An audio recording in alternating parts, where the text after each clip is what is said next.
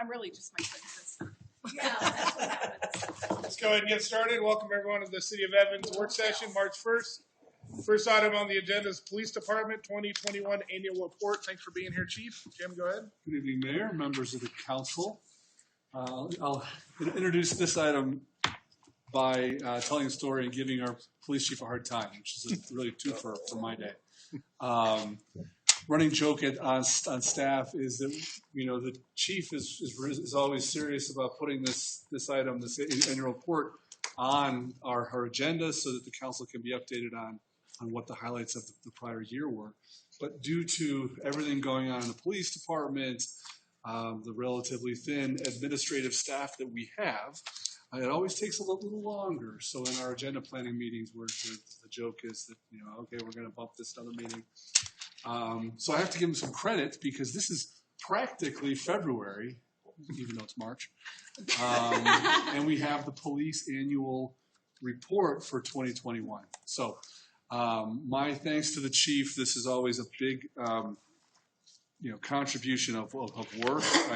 My story notwithstanding, I know that the police chief takes informing the public and our community and you seriously. And I spent some time reading this late last week, and there's a lot of data about our police department.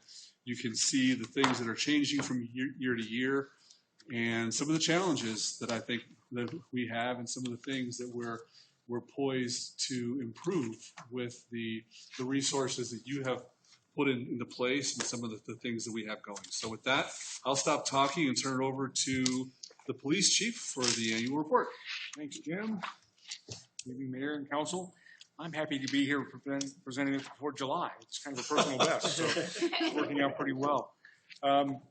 If you've had a chance to see the report, clearly we've had both a challenging year and what I would consider a whole number of successes this year, despite a number of challenges that we faced along with other departments in our city. But I think notably, with the COVID impact, we'd really, like everybody else, we were thinking, 2021, we're going to get back to some normalcy. And of course, we had that resurgence, and we were still able to bring back a lot of our community engagement that we had not been able to participate in 2019. And that was a big deal for us because we're so heavily involved with our community and the various projects, especially things like the Citizens Academy and the Teen Citizen Academy. Those are things that we were really sorry not to be able to participate in 2019. We're very excited in 2020 to be able to do that again. National Night Out, of course, it was a National Night Out light sort of thing, but better than it was in 2019. We were still able to do the polar plunge, although this time it was a reverse polar plunge, and we didn't actually jump into anything, but we got hosed down. And Santa Cops was a big deal. The number of kids that we were able to service this year was well above what we've done in previous years. Hundreds and hundreds of families were served by the hard work of police officers around the state, but in Evans in particular. We were still able to participate in the Special Olympics torch run and other events that they had. And importantly, at a time when I think many of our community members needed it most, we were able to, if not be the point on some of these other projects, we were heavily involved in things like the supply drive for the students, school supplies, coats, gloves, winter coats and gloves for the children.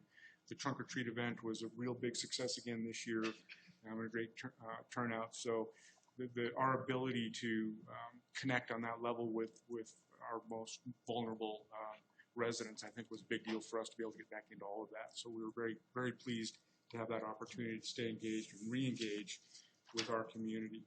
2021 proved to be almost as challenging as 2020 in terms of the pandemic and staffing levels.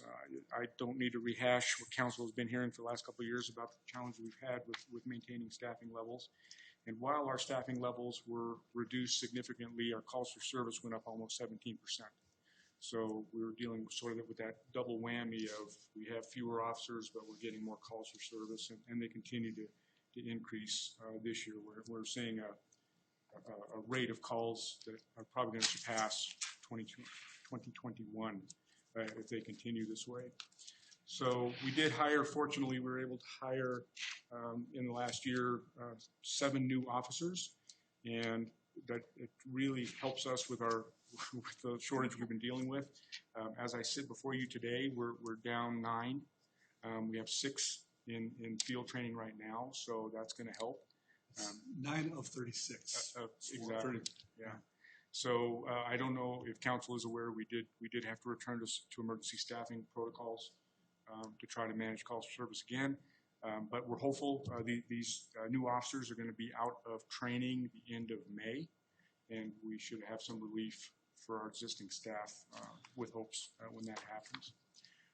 So in terms of, council, we did our presentation to council for officers' recognitions and awards. It's a big deal for officers to be able to be in front of city council and be recognized. So appreciate council taking the time each year to honor the officers as well. But and I don't need to rehash those. You saw these officers in front of you in 2021 being recognized for their service. I think most notably, I do need to call out Officer Tomlinson again. For a young officer and having such limited time on to be Officer of the Year still astounds me. And I don't know if council is aware of this. The Fraternal Order of Police Lodge, FOP Lodge in our agency, also does their own Officer of the Year award every year, and he was their selection as well, unbeknownst to us. And we didn't know that each of us were selecting him, so he was twice awarded Officer of the Year, which is pretty impressive for a young officer. So always proud of the staff, but especially so with his accomplishments. We had years of service recognition, and most notably, I think Joe Kaufman, Detective Kaufman, has 20 years of service, which is commendable, and he's an excellent asset to our agency. We got 3 sergeants that had 15 years of service recognition, and 5 officers that hit their 5-year mark. So we're hopeful that we're going to see more and more 5, 10, 15-year celebrations as we move forward. In the book, the slides don't go into it, but in the printed copy on page 6 and 7, all the community engagement that I highlighted at the beginning of this is put out in more detail there, and a lot of pictures from that and the officers' work on there. I want to draw council's attention to, we're going to swing over to about page 10 and talk about the investigations unit. As for the last couple of years, the staffing has remained the same in investigations. So Sergeant Cunningham runs the unit.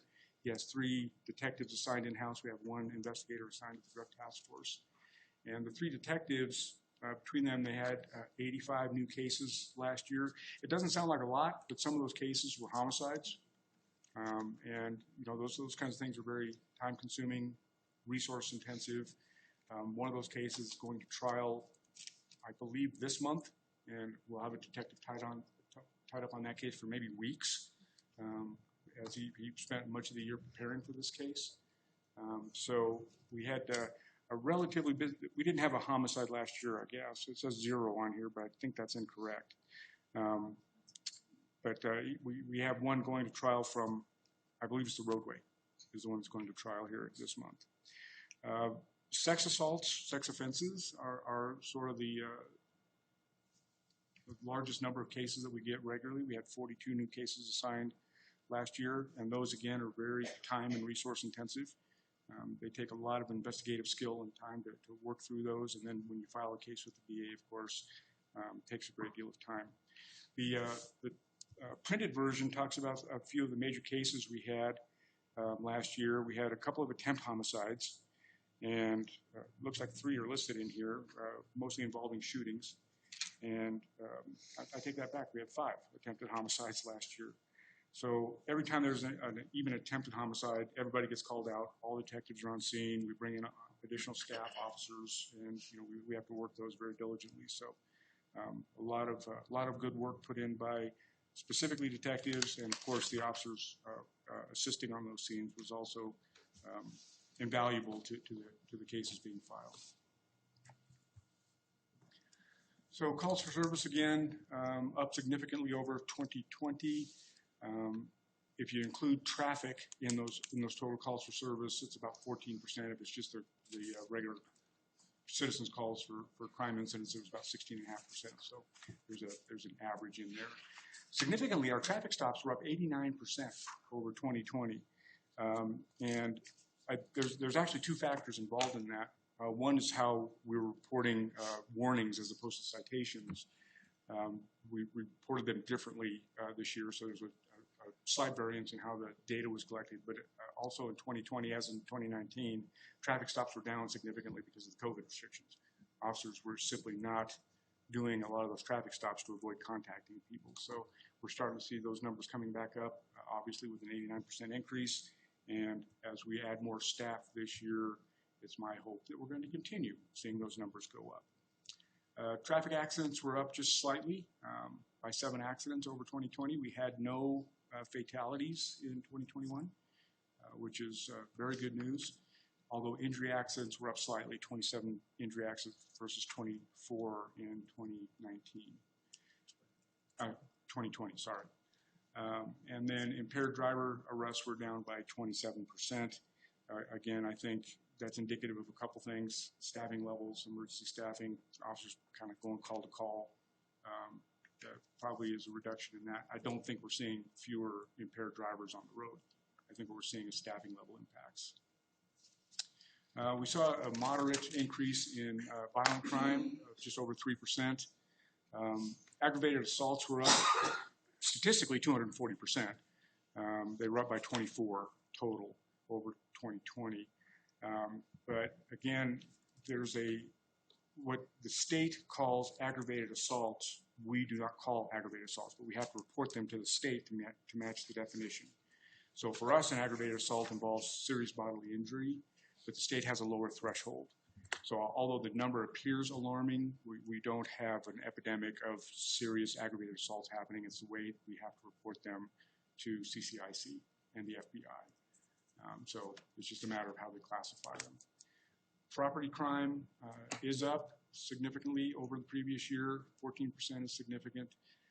Those are things like burglaries and trespasses and damaged property, that sort of thing. And like everybody else in the state, we saw a big jump in motor vehicle thefts, and it's continuing. We're having, I think it's fair to say maybe 1 or 2 a day. People are stealing cars, and it's statewide. I just read an article out of the state that they're seeing 180% increase statewide on motor vehicle thefts. We've been trying to address that by public service announcements telling people don't leave your cars running because that's what's being stolen. And unfortunately, we can't even catch those people. They don't stop. If they steal a car and we try to pull them over, they just leave. And we can't chase for stolen cars. So we're trying to keep the education piece up, but it's not just an Evans problem, it's an everywhere problem. Our clearance rates are about 45% for all crimes, which is higher than the national average. And that says 2019, that should say 2020, obviously, or 2021. But we were up over, I think we're about 50% last year, so we're down slightly, but that's nature of some of the property crimes, the increase. You don't have suspects, it's hard to track people down and make arrests on those. Narcotics continues to be a problem in our community, as every other community. Officers seized about $106,000 worth of drugs, not in cash. And we're seeing, like everyone else, a real significant increase in the fentanyl in our community. And if I can share an anecdotal story I may have with counsel, that we had an individual that was wanted on a warrant. Officers arrested him and found a bag of hundreds of counterfeit M30 pills on him that we were able to at least keep off the street with his arrest. But those kinds of things are just prolific out there. It's frightening how much of that stuff is out there. And then the co-responder program, I think, is a real kind of a crown jewel for us. I'm thankful that we have them now, because with COVID for the last couple of years, we have seen a significant increase in calls for service for those folks, 47% over 2020 last year. So they are readily available to us. They go out on calls. They handle calls that officers can free themselves up on, and we don't have to spend police time on these things and get these people into services that are actually helpful for them. So right now, both between Greeley and Evans, I think we're down 2 co-responders, and North Range is in the process of hiring 2 more. and hopefully get back up to staff. But interestingly, this has become so popular after we instituted it a few years ago that Windsor has one. Several cities have shared expenses to pay for co-responders. It's happening all over the county. North Range has been able to expand the program internally for themselves, but getting co-responders to South County and farther North County. The demand is pretty amazing in Weld County, not just Weld County, but statewide.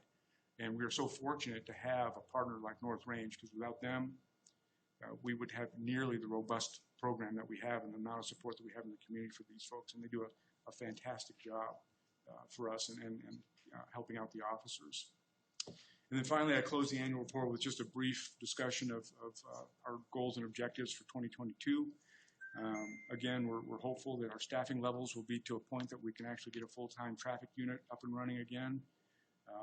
I feel like a broken record that we've been talking about this so much, but we're keeping our fingers crossed that we're going to be able to do that. We're in the process right now of developing a testing process and a selection process for a lieutenant. So we're doing a little bit of a restructure in the agency. And instead of backfilling the commander vacancy that was created a few years ago, we're going to backfill that with a lieutenant position. So it'll be between commander and sergeant.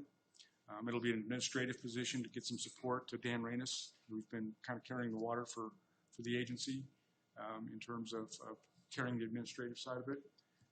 And we're hoping that would offer some more relief, not just relief, but more command and control for some of the units like property and evidence and investigations and internal affairs.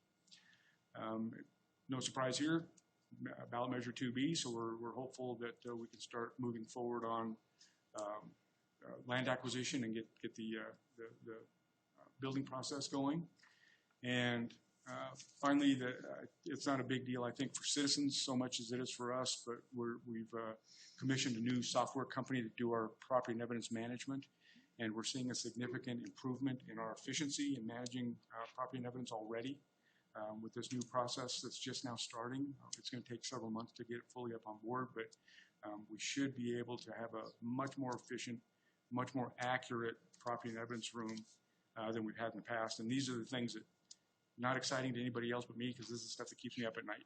If we lose evidence, you know, I'm going to have to be out looking for a job. So this is a big deal for me. So I'm excited to have a nice program in place. So that concludes the synopsis of the report. And I do have to give credit to my staff, Rachel and Brenda at the front desk. They do the lion's share of this work and put together all the beautiful graphics and pictures and everything. So kudos to them, and I appreciate their hard work. And that concludes my report. Happy to answer any questions. That concludes our Questions, comments for Chief Brandt? I'll just make a quick comment. I want to say I really appreciate everything you guys do. I know you guys are short-staffed, and I know they're on the emergency staffing end. I'm sure it's probably reduced time off. It's probably longer hours and everything like that. So I really hope that we can get you those extra officers, and those two that are coming in May help take some of that stress off the officers currently, because the last thing I want to see is those officers burnt out. I'm sure they're probably already stressed to the limit, and we don't need to keep adding those some more. So hopefully we can get you some little bit more relief so they can continue to do the great work they do. But I think your department's fantastic. I think all the officers that we have are fantastic. And I want to, make sure that you guys know that we support you no matter what, and we'll do what we can to give you what you need and hopefully, continue on that. So thank you guys very much. I appreciate it. Council support has been amazing, and the guys know it, and they appreciate it as well. Anyone else? I just have to say, considering how spread thin you are, the department just keeps to the mission and ensuring the safety and also showing up for the community, which is important. And even though you're short-staffed, you continue to do those things and help, our underserved populations, which is needed. Because, they're the most affected in certain circumstances, and the fact that you're still showing up for them and, still contributing to, their success within the community is amazing. So I applaud the department. So thank you so much for continuing to do that and just being amazing. Thanks, Councilmember. Appreciate it. Anyone else? I think I do have a question. So, I think I don't know about other council members, but I have noticed an increased awareness, I'll say, of others having their vehicles stolen. I think there's a post every day on Facebook somewhere about a car being stolen and all of that. I know 2 of my neighbors' vehicles were stolen. But what's blowing my mind and what I was not privy to is the fact that thieves are becoming so much more sophisticated. It's, you know, it's not just people leaving their car running that don't have keyless entry. So I didn't realize, my husband and I have, you know, the remote start, but I didn't know people could like hack in and take off with your vehicle that way, or get the onboard diagnostics. But having said that, there are simple things you can do to prevent that. So I almost wonder if we don't put out like a PSA or something educating people on kind of the easiest ways or how to protect themselves. I don't want to give people advice on how to steal a car, but if we could advise them on how to protect themselves, I think that might be advantageous. Yeah, exactly. But it does blow my mind, the things that people can do. So, you know, I'm no thief, so I clearly don't think of these things, but I'm like, And I do agree with that. I know that it was mentioned that if someone comes and steals your car, they tend to come back for it. And that's happened to some people where the thieves come back for the car. They're like, okay, we took it. We know how easy it is. We're going to come back for it, especially if you leave it out, you know, on the street. And then also, most of the time, that people that I've encountered, they have vehicles that are older that don't lock a specific way, so those are easy targets. So they target specific cars. Anything else, again, you know, if you leave your car running, they know how to get into those. And just letting people know, like, we're in a different time. I'm surprised it's actually stealing cars and not Cadillac converters. Guys are big. that's what I was afraid of last year. Yeah, It's a big deal too. I think if you leave a open pincher in your car while it's running, that might help. Right? Get inflatable system. Just put our lizard in there. Part of the problem I run into is people see stuff, but they don't report it. Or they don't report it the right way. So, for example, I had someone call the office the other day and they said, "Oh, we saw someone out here trying doors on the cars. Did you call the police?" "No, we just waited till you got there." I'm not equipped to handle that. So maybe also in that PSA, just put if you see something, Say something. let someone know. Say something. Yes, please. Thank Anyone you. else? Fred? Well, I mentioned this to Chief the other day. I'm looking forward to seeing if we can have any reduced stats now that they've closed down the arcade and several other arcades in the state. So, Well, they just moved over there by Epic Egg. pardon? They're just over there by Epic Egg now. I think so. Yeah. Anyone else? Thank you, Chief. Thank you, Council. Thank you. Jackie, can you do it in 7 minutes? All right. Next She's like, Accept it. She's like, I got it. Just in 7 minutes, Next we get to item go. is process update for review of transportation and park recreation impact fees. Thank you, Mayor. The 2022 work plan included an update of the impact fees that we're in the best position to update, and we just want to keep council in the loop on which we think those are and why. And as we always do when we start an impact fee study, we want to come to council and check just a few of our high-level assumptions about what we're trying to achieve with the impact fee study, and make sure that we hear any of the policy issues that you might have for us to make sure that those are considered in the impact fee study. With that, I'll turn it over to Jackie for a brief report. Thank you. Good evening. So the 2 impact fees that we had slated to look into this year were our transportation impact fee and our parks and recreation fee.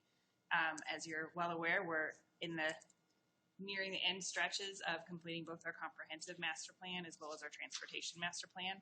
Both of these are vital tools for us to know what the future of the city looks like and what that map might look like for us. So we were kind of waiting for some of these results in order to look at that next step. Go backwards for my staff report here. The park and recreation impact fee, at this point, staff is recommending holding on that. The recommendation from the comprehensive master plan said that additional work needs to be done for that visioning for what really the park and recreation vision of the city needs to look like for the next 20 years or so. That's very valuable advice and information. A lot can be gained from really identifying the projects and making sure that we have a good plan in the future for that. That is the basis for any kind of impact fees that we would set. So in that regard, staff's recommendation is to hold on that one and wait until that process is done. Just as a couple tangible examples, the existing impact fee study for Parks and Rec includes a plan for a rec center, for instance. There have been some vision for where that could be, but I know that this council has not given any direction on whether that is a goal that you'd like to pursue, or where that might be as a group. As Jackie indicated, the master plan also has lots of great high-level guidance for the kinds of programming, the kinds of parks, the kinds of facilities that we might want. But those are really council questions that we think need to be answered over the next probably 6 to 12 months as we kind of work through the implementation of the master plan. So those are just a couple of the kinds of decisions that we're going to need from council in order to have a meaningful impact fee study. Next one. Thank you for saying that. Yes, absolutely. We do, though, have a really good roadmap for the future and priority projects as a result of the transportation master plan, both as far as roadways, intersection improvements, other trails, all of those pieces that we need to look at to say, what factor of that is attributable to growth, how much should growth pay to have those improvements in the city. So that's the impact fee study that we'd like to pursue probably right away. I'll be working on the RFP. We'll do a full competitive process to select a good consultant to do that study. And we do have a couple of goals and objectives that we'd like to accomplish in that this year. One is looking at the fees, obviously, for the impact fee related to transportation, ensuring that the growth assumptions, the land use assumptions for how the vision of the future of the city matches our master plan, and that as growth comes, we're capturing the right amount of fees for those items. We will be looking pretty hard to reprioritize all of those capital needs. So I included one appendix that just listed road projects, and it's kind of everything, not prioritized the way that we would need it to be today. That's something staff will work very closely with the consultants. That's something that we'll check in with council, ensure that we have the right priorities as we're working on our plans as well. And ultimately, with any kind of impact fee, we want to make sure that growth continues to pay its fair share for its impact to our community. And that will come back to ensuring that the fees that we're charging this future growth has a good basis in what these prioritized capital projects are. Would like to hear, I know we're short on time tonight, if there are other major factors that council would like us to ensure that we're including in the initial start. As I mentioned, we'll begin the process to select a consultant and begin the review. I imagine we'll have multiple check-ins, both with the finance committee and full city council, as we have in prior studies of this nature. So you'll have plenty of opportunity to talk through those plans as we pursue. That concludes our report. Any questions or quick comments for Jackie? I have none. Sounds good, Jackie. Thank you. Great, thank you. Let's get ready. We can do council discussion in the regular meeting if anybody has anything.